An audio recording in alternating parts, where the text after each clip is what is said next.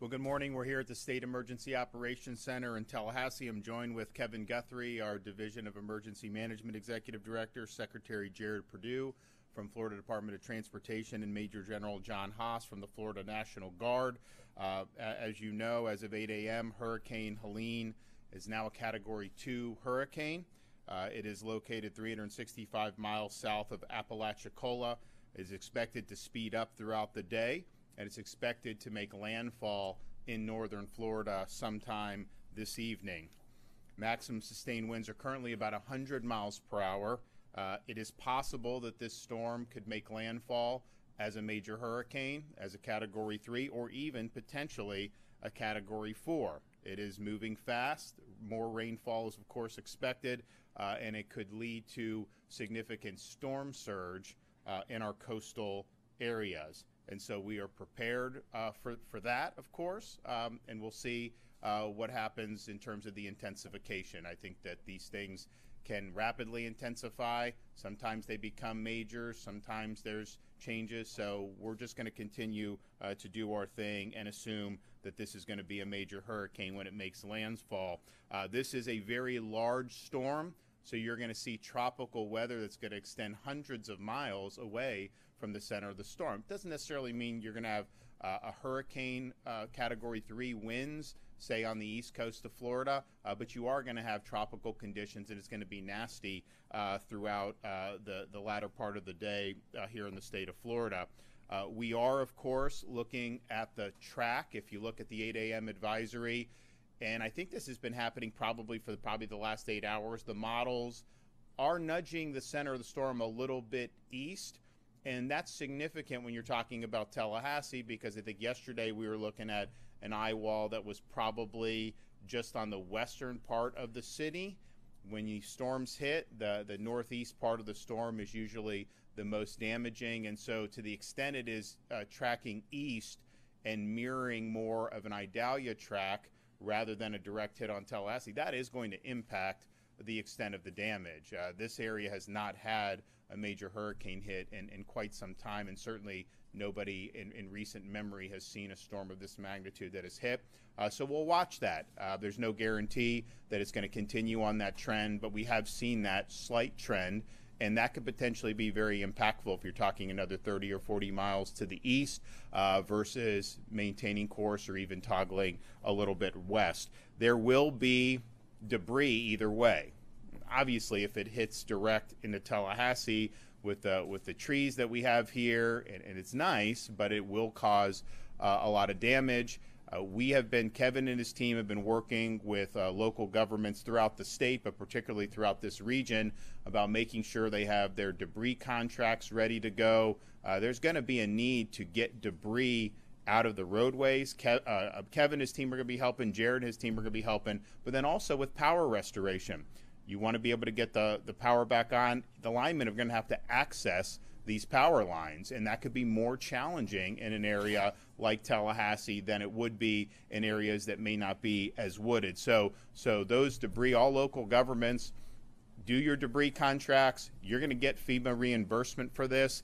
Fiscally constrained counties, we've stepped up at the state level and helped them in the past, but I think you can anticipate that there's going to be a need for some serious debris removal. So please take the appropriate steps. As we've said all along, this storm was never projected to make landfall on kind of the Florida Peninsula Gulf Coast, whether you're talking about Sarasota, Tampa, some of those areas, but because it's such a big storm, it's churning a lot of water. And so you're going to see surge all up and down the west coast of Florida.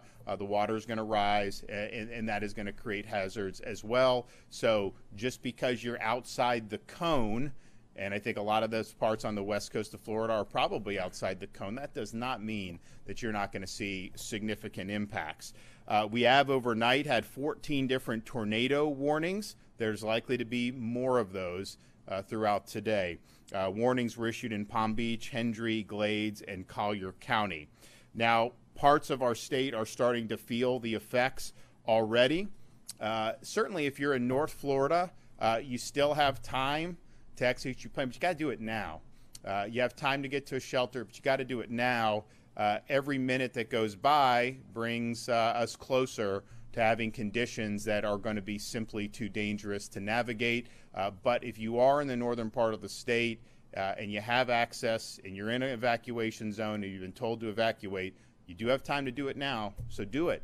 But don't wait another 6 hours, 7 hours and say, oh man, this thing looks big, and think that you're going to want to go out. That will be very hazardous to do that. With all of the evacuation orders, there's going to be a time, and some of that time may have been reached in southern parts of the state, where your local official is going to tell you it's too late to stay put. I don't think that we've reached that in northern Florida yet, but wherever you are, if your local EM officials say that it's too hazardous to go and that you're better off just hunkering down, heed that advice. I know Jared's talking about with the folks about the winds. We're looking at the Skyway Bridge is having, I don't know if they've closed it yet, but I think that was imminent. So you're starting to see this. So just listen to your local officials depending on where you are in the state. And there will become a time in North Florida as the hours pass today where they may tell you stay put. But don't put yourself at risk. We have fatalities on the roadways in hazardous conditions almost every storm, and those can be avoided with proper planning. Remember also, we're going to experience power outages. A lot of people use generators, and that's great, but please use the generator properly. If you use the generator inside your house, that could kill you. You got to keep the generator outside the house, a safe distance from any doors or windows. You can't let the carbon monoxide get into your home. So please use the generators appropriately. Also, in terms of shelters, so if you are in an evacuation zone, you've been ordered. Some people just recommended evacuation. Some people may not have been told to, but they look and maybe they feel like they need to get out. There are shelters available. If you want to look at the shelters available in your particular county, go to floridadisaster.org/shelters, and you will see the options that you have. All counties are required to have at least one pet-friendly shelter. So please do not leave your pets behind. Make sure that you take them with them. We want to keep our pets safe in addition to our families. The Division of Emergency Management has partnered with Uber, we announced yesterday, to provide free rides to shelters for Floridians in counties that are under a state of emergency, which is almost all of them at this point. So if you want to use that, the Uber code is Helene Relief when you book your ride. Just one, all in one, no space, Helene Relief, and when you book your ride. So take advantage of that. Obviously, we're reaching the point where that's not going to be an option as the storm gets closer. But I can tell you, if you're in Tallahassee, if you're in Wakulla, if you're in some of the northern Florida, and there's Ubers available, you still have time right now to be able to take advantage of that. Lastly, as we've learned in major storms, two of the greatest dangers are tree limbs falling on roofs, as well as driving during the storm. So once the storm hits, do not go out on the roadways. There will be hazardous conditions. Do not drive in standing water. You're going to see roadways that are going to be flooded throughout the state of Florida. You're putting yourself at risk if you do that. Also, if you're sheltering at your home, be aware of the tree limbs that are on your property or adjacent to your home.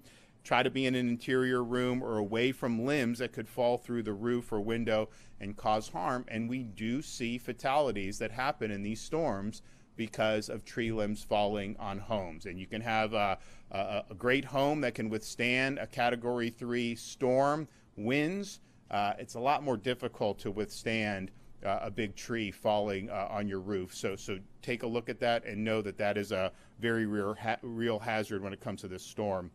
Tampa International, St. Pete, Clearwater, and Tallahassee airports are now closed. Additional flight cancellations or delays are being reported at other Florida airports. Check with the airlines directly on specific flight updates, but given the magnitude of the storm, how far out some of the winds are going, and again, it's not going to be a Category 4 wind 200 miles away, but it's creating tropical conditions, and having flight cancellations or delays is absolutely something that is foreseeable and that you should take into account when you're making your arrangements.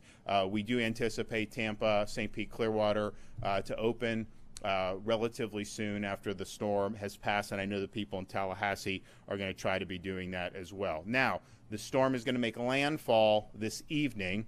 It will likely be dark by the time the storm passes. Do not try to do any work in the dark. You don't know what hazards are out there. There's going to be debris. There's going to potentially, in some parts, there's going to be standing water. That is difficult to navigate as it is, but to be doing that in the dark of night is hazardous. The sun's going to come out. You're going to have time to take stock of this. You're going to have time to do what you need to do. When you do that, make sure you're using proper ladder safety. We do have people that have accidents, and we've seen fatalities based on misuses of ladders. There are going to be groups that are coming into Florida that will help you with some of the things that may be damaged to your house. And Kevin and his team have worked hard with these groups now. We work with them for many storms. And so if you have somebody that's elderly, don't put yourself at risk by jumping on a ladder to remove a tree that may have fallen on your property. We get some of these guys to go out there and help you. There's going to be a lot of assistance available. So particularly for those who are elderly or who may be at risk, don't take the risk of doing that. Also, pay attention to live wires and avoid standing water. Now, the Division of Emergency Management has a total of 1,100 missions that are in progress. As Kevin mentioned, some of that is pre-storm, but a lot of that is people wanting to be prepared for post-storm response, and so they're going to continue fulfilling those requests, and that's everything from high water vehicles to generators to personnel. And we're going to continue to work with our folks, particularly our fiscally constrained counties up here in North Florida. There are 35,000 shelf-stable meals that are staged near the anticipated area of storm impact, and they will be deployed as needed. We also have tens of thousands of linemen that are at safe locations just outside potential area of impact. When that storm passes, they are going to go in and begin the power restoration, and that's something that's been a priority for us when we do the storm response. There is mutual aid available. I've spoken to the major companies, I've spoken to the co-ops, I've spoken to the municipals. I think everybody is of the same mind that they want to get after this very quickly. So if you have access to the mutual aid, take it. We want to be helpful at the state level to be able to help you do that. Whatever damage this brings, if we're able to get people back up on their feet with the electrical, that makes a huge difference. And obviously we want to get the debris out of the road so people can move around again. So that is available, and we want to put those to use. Of course, we've mentioned many times how we use the Starlink internet devices. We've got over 100 that are deployed in areas that could lose the internet, and we've sent generators to 130 different gas stations. When the storms hit, it's usually not because there's not enough fuel that the gas stations aren't open. A lot of times it's because they don't have the power to be able to operate the pumps. Now, new stations and large stations are already built in Florida with new generators, but when you look at some of the stations in northern Florida, some of them are older, some of them are smaller. So Kevin and his team have dispatched 130 to gas stations. That will allow them to continue to sell gasoline in the immediate aftermath of the storm. And I know there's going to be a lot of people that are going to want. Kevin, I mentioned yesterday, and DEM have executed fuel contracts. So we've brought in a lot of fuel to the state of Florida. We haven't seen fuel shortages. I mean, there have been some lines places, but that fuel has been able to be replenished. So we feel good about the fuel situation that we're doing. We now have 3,500 soldiers. We can surge that by another 2,000 from our National Guard if needed. We have 200 state troopers with Florida Highway Patrol that will also deploy immediately following the storm. Florida Department of Transportation has 1,700 of its members that are working on preparing and staging and response to the storm. And that's 550 generators, 230 pieces of large equipment, and 40 large pumps. Be able to get some of that water out of some of these low-lying areas. Our Florida Division of Environmental Protection has pre-authorized 871 disaster debris management sites for the counties included in our executive order so that they can temporarily stage debris that is generated by this storm, and particularly in this Tallahassee region, we do anticipate there to be some significant debris. We also have troopers that have assisted with evacuations in a variety of Florida counties, and as of today, there are 80 healthcare facilities that have reported various levels of evacuations: hospitals, assisted living facilities, and nursing homes. So the storm, it's coming. We're already seeing some effects in the southern part of the state. We're going to continue to see conditions deteriorate throughout the rest of the day, and we are anticipating a landfall as likely a major hurricane sometime this evening. So if you are in the area of the expected landfall, this Big Bend, Tallahassee region, you still have time to execute that plan. You do have time to heed the call of your local officials if they're telling you to evacuate, but that time is certainly running out, and you're not going to have all day to be able to do that. So please make the decisions that are going to be best for you and your family. We're going to be here all through the storm, and we'll ride out the storm in the Emergency Operations Center. We anticipate that this building's going to be fine. We do have contingencies in place, but we're going to be itching to get on the scene and see what needs to be done in terms of helping up with the recovery efforts. We do have a lot of personnel that are staged and ready to go for search and rescue. We needed that in past storms. We haven't needed it in some of the storms more recently, like Idalia, as much, because I think a lot of people heeded the warnings and were able to run away from the areas that had the big surge. We'll see what happens on this one, but we've got all our assets that are mobilized, ready to go. I've also been in contact with the sheriffs from the surrounding counties here, and they've been working with their residents about the impending storm. They've assisted with evacuations, but they also understand that some people have made decisions that they're going to hunker down, even though they were requested to leave. So regardless of how that shakes out, if there's people that are going to be in distress, we're going to be there to be able to assist in those efforts. And with that, I'm going to bring up Kevin Guthrie. Thank you so much, Governor. And again, thank you for being here early with us and staying with us throughout this this impact that's going to be happening over the next 24 to 36 hours. With that being said, conditions in the Big Bend area today will continue to deteriorate, as the governor has mentioned. There is a danger of potential life-threatening storm surge along the west coast of Florida, including the Big Bend. Some areas could experience 3 to 5 and as much as 15 feet of storm surge today. Again, as I think visuals are always good. The men standing here with me are, around 6 feet tall, maybe a little bit taller. And, that's going to be as high as we can reach. It's going to be much higher than that. So you cannot survive that. So please make sure you're evacuating the area. If you're in the North Florida area, you do have time to evacuate, but that time is now. It is right now. You need to be moving to a location. We have shelters across the Big Bend area that are available. So please, if you need that information, floridadisaster.org/shelters to find out where a shelter is available for you. Please remember that evacuating doesn't mean you have to go all the way to Atlanta, Georgia. In fact, as the governor said yesterday, it's probably not the best place to go is up towards Georgia, as this is where that storm is going to go and dump a lot of rain. You only need to drive tens of miles. Again, get yourself to a shelter. That's where we need you to go.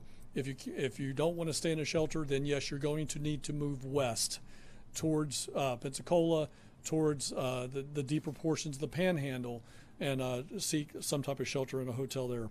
Again, you can get to that through our website by getting to Visit Florida and get that information.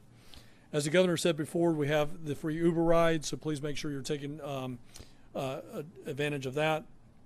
Again, we do not have a lot of mass transportation in the fiscally constrained counties around Tallahassee, so the division has activated a bus contract, and we are providing buses to individuals in the surrounding communities. If you need a ride and you're in the Big Bend area, you've got the Uber capability, but you also have the ability of calling 1-800-729-3413. Again, that's 1-800 729-3413, and we will send a transportation asset to pick you up. Again, we need to act on that right now. If you choose to shelter in place, you need to stay put until the storm has passed. I would also encourage you to call somebody and tell them you're sheltering in place.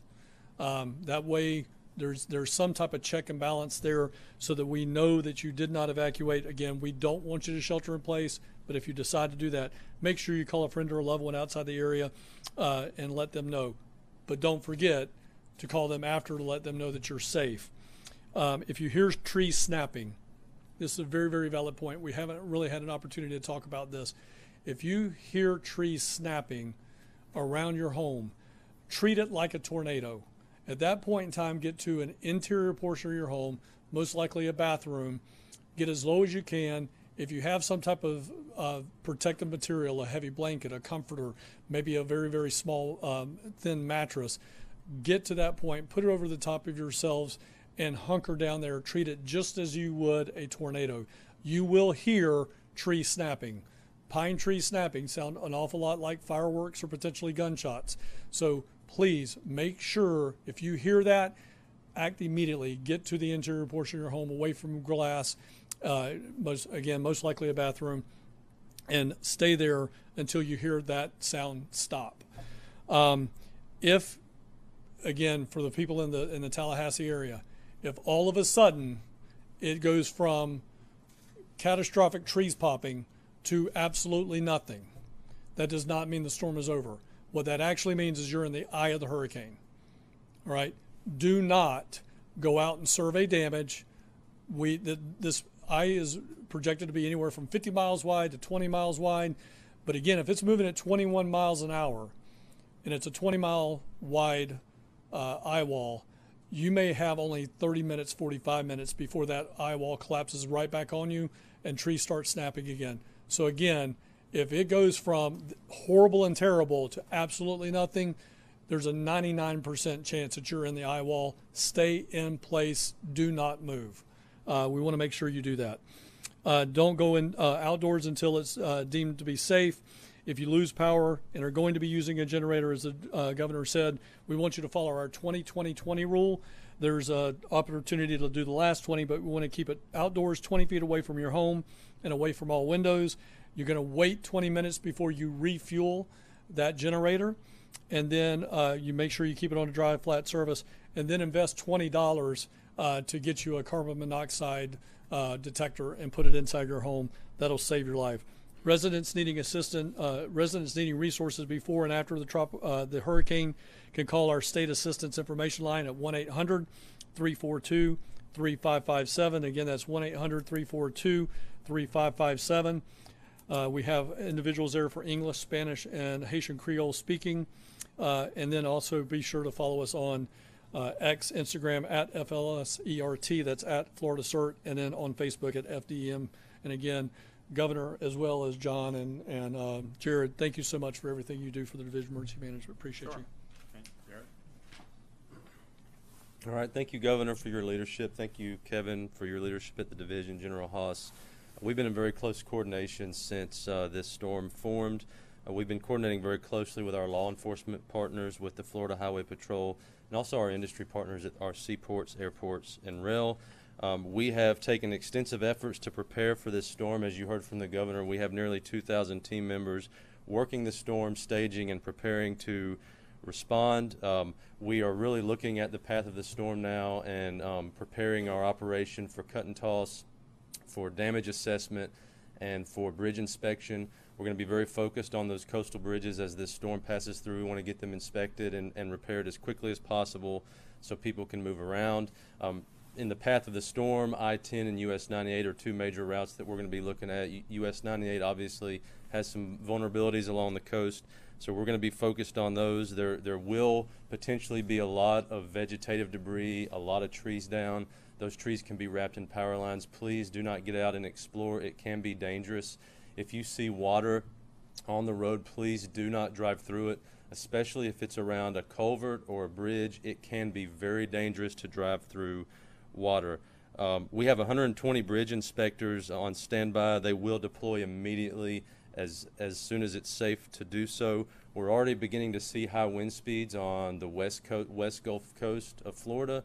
As you heard from the governor, the closure of Skyway is imminent.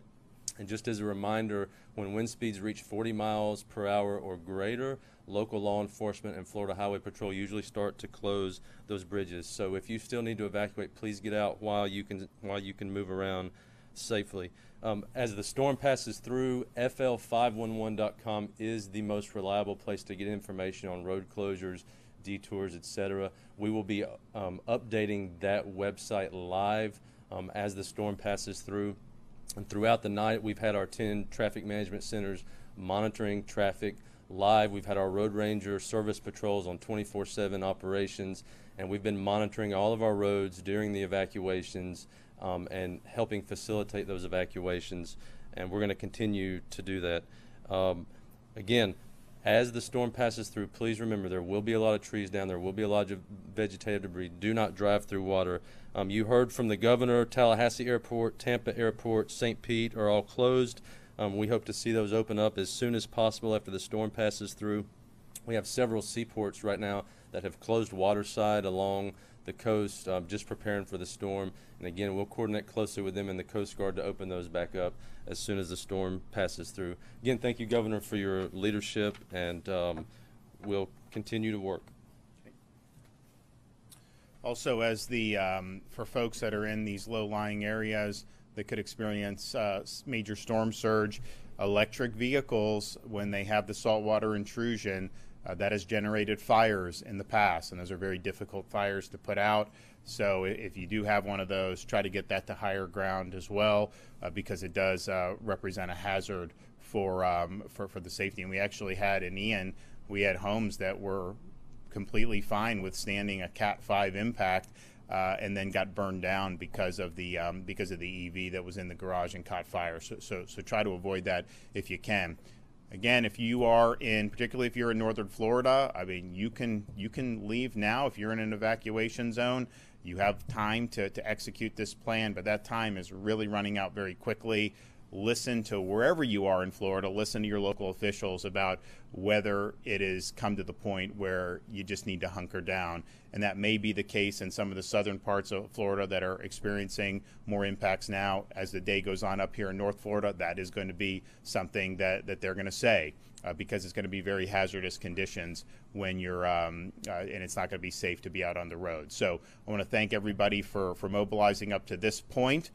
We've got a lot of assets, as we always do, available, and we will bring those to bear as soon as the storm passes, and first helping people with life and limb that may be in jeopardy, but then two, restoring the critical services, whether that's transportation or whether that is power, and we have the resources in place to be able to help do that. And with that, I'll take some questions. Yep. With this storm being the third hurricane to hit the financially constrained counties, how much of a strain does that put on state resources to help these people that are struggling to pay for one storm, let alone three? We've always stepped up and helped fiscally constrained counties in Florida, and we'll continue to do that. I mean, look, we put aside $500 million a year for disaster response. We started that when I became governor, and we're in a very strong fiscal shape now. We believe in utilizing whatever levers available. If I can get money elsewhere, I will do that for the counties. But we're in a good shape to be able to step up and help them. And we'll see. This is not projected to reach a Michael strength, but you never know, right? And but I remember, like Mexico Beach, the debris cost was like $80 million, and their annual budget was like $8 million. Well, that's not going to be something that's going to be feasible. So we know there's going to be need for support for fiscally constrained counties.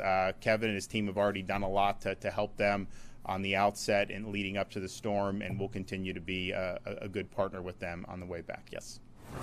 What could you tell locals on what should we expect for the aftermath of Tallahassee? I mean, will Tallahassee look like Tallahassee anymore after this? Well, look, I think, on the one hand, if you look at the track that we were talking about last night, that was a track that we have not seen in that magnitude hit Tallahassee in anybody's lifetime. And if that were to happen, that there is just going to be a lot of debris. I mean, it is going to push down a lot of trees, and it will cause significant damage. Now, we always prepare for the worst and hope for the best. And as I said at the outset, you have seen the models nudge it more to the east. And if you're on the west side of the storm, the amount of damage is just less than if you're on the east side of the storm. That's just the way these things work. And if you look at the solutions, a lot of the model runs, there's a lot of them that have it more on the Idalia track. I think the NHC's cone, I think they've been on the western side of where all the models are. And I'm not saying that's wrong, but there is a lot of data out there that does want to nudge it east. So in terms of Tallahassee, every model run that nudges it east, if that's the track it takes, that will mean less damage. There's just no question. Anything that moves it west is just going to be more damage. And so we're prepared. I've spoken with the mayor of the city. We've spoken with the county leadership. I've spoken with the sheriff. People are ready. They're taking this seriously. They know that they have the potentially going to be called upon to execute a response that has just not been something that they've been called upon to do. I remember, I wasn't governor, but when they had Hermine, that was not something that there was good preparation for on the local level. You had a lot of people that were without power for a long time. It just didn't seem.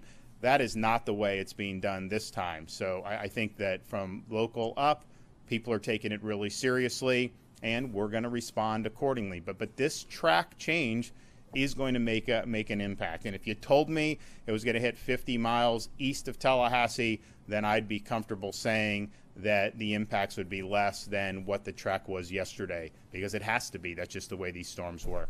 Yes. I'm wondering what the scenario is that you're managing now on the power specifically for the affected Big Bend counties. Are we talking a couple weeks, a month, maybe without power? I mean, just well, a lot of times it just depends on the extent of the damage. I mean, we had Idalia. We had that was the fastest restoration from a major hurricane in the history of our responses. And part of it is because we had mutual aid with these electrical co-ops and the municipals. Just the way it is. I mean, the private utilities have more manpower, right? So if you're in an area, Florida Power and Light or Duke, they have some of the smaller outfits just don't have as much. So Kevin and his team, we've worked really hard to provide that mutual aid. Now, if you're talking about Tallahassee, the more debris that's there, that could interrupt the ability to get to the power lines. And so we're going to have Jared, we're going to have FDOT, they're going to be helping. I've spoken with the county and the city about making sure they have debris contracts ready to go, but getting the utility workers to the place where they can hook it back up is going to be something that's important. Now, if it's more of an Idalia track, this is like deja vu all over again, right? I mean, we had Idalia, we had Debbie, very similar tracks. If this does nudge east, you're going to have a storm that, maybe it's more powerful than Idalia, maybe it's a little less. We'll see. Idalia reached Cat 4 before landfall, and then it receded to a Cat 3 when it hit landfall. So you could have something that's very similar. So I think there's a lot. But we're going to have over 30,000 linemen that are going to be staged and ready to go. I would note that there are some relatively minor power outages across the state, largely because of these tornadoes that we've seen. Now, those companies, a lot of that's FPL, and they'll get that back on very quickly. But I think the municipal and the rural co-ops, they've really embraced taking mutual aid. They've embraced going in and trying to get the stuff back on as quickly as possible. Now, if there is damage to not just the lines, but the underlying system that can be destroyed in these things, then that makes because you have to rebuild the system. Now, it didn't happen in Idalia. It did happen in a couple areas in Hurricane Ian right there on the coast. Now, hopefully, there's not a projection that this is going to be as powerful as Ian, but you never know. This is they've got a great runway in the Gulf of Mexico. The water's warm. It's deep right where the storm is now. It could rapidly intensify. So if you have that structural destruction, then you have to rebuild. We did not have to do that in Idalia. And then what Kevin has been dispatching are these flood protection devices around the utility substations. And I think a lot of them have utilized that up here. So they've been able to do, and what that does is, if you have some surge, if you have a flood, it can keep that substation operating. And that makes a huge difference in terms of the power restoration. So we've got huge amounts of assets that are ready to go. The scope of the storm, the path of the storm, is really going to depend on, in terms of the power, will depend on the path and scope of what ends up happening. Do you know how many substations have that flood control device around it? You know? We filled dozens of missions. Cody, I can get you a. Okay. All right. I'm just curious. Yes. I have a question for Mr. Guthrie. Sure. So, with this major hurricane, or it's expected to become a major hurricane, or it was, up to maybe a Category 4, still things up in the air. Why doesn't Leon County have an evacuation order? A lot of people are leaving. They're scared. They're nervous. I know Wakulla does. Franklin, the counties around it do. Yeah. So, in reference to the question about Leon County specifically and evacuation order, we probably need to fact check that, because I do believe Leon County has an evacuation order right now for low-lying areas and manufactured homes, which makes sense. If you come here, and I'm going to just briefly, if you allow me, Governor, put my local county EM director hat back on. Where we sit at right now is 45, 50 feet above sea level. We are not going to have storm surge impacts here. There is no level A, B, C, D, E, F evacuation zone for Tallahassee. It's low-lying manufactured homes. That is their evacuation order. So, again, I want to give credit where credit's due. The governor's been up here talking about the mayor and the city getting much better, the county getting much better at responding to these disasters. And they have been doing yeoman's work at getting ready for what's about to happen. So they have issued their evacuation orders for low-lying and manufactured housing, which is appropriate for this particular storm. We're not going to have storm surge. We're not going to have riverine flooding up all the way into Leon County proper. So, they're doing the right thing as a local former county EM director, and as a state director now. Yes, 100%. We support their decisions on what they've done. They have opened up, I believe, 7 shelters here. They have asked the state to help supplement that, and I believe we have 3 other shelters in addition to that, ready and able to take on individuals in this area. And the thing about, and Kevin's exactly right, you're not in a surge situation when you're talking about Leon, but, and so you don't want to tell people, hey, just evacuate willy-nilly. At the same time, individuals can look at their home, look what's around it, and assess what risk may be there, because you could have very powerful winds. You could see trees start to fall over. I mean, we had, at the governor's place, we had a really big tree there for Idalia, and Idalia was not, right now the track is closer to Tallahassee than Idalia was, and that tree fell over from that. And it didn't do structural damage to the home, but it's just, that was a massive tree. So the closer it is to Tallahassee, and the winds are 120, 125 potentially for what they're talking about, that is going to be. So you just as a resident, you look, you see, you think about, assess the risk, and there may be places, as Kevin said, you could treat it like a tornado, get in a place where you can hunker down, and maybe that's the best option for you. But it's hard to just fashion an evacuation order around that. I think you just got to trust people to make their own judgments. But debris is going to be an issue. Trees falling is going to be an issue. The more the track shifts east, the better off for Tallahassee, of course. The more that it stays on course or toggles back west, if that is possible. And it doesn't seem like that's where most of the models are tugging it right now.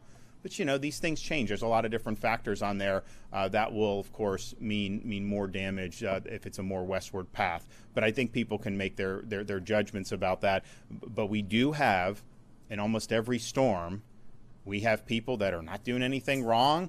They're taking the storm seriously, and then a tree falls on the home and can cause fatal damage. And we've seen that. We had I think it was a young girl in the most recent, was just they weren't doing anything wrong, and it's a tragic thing, but that is a possibility, especially when you're talking about an area that has as much tree cover as Tallahassee. Okay, thanks so much.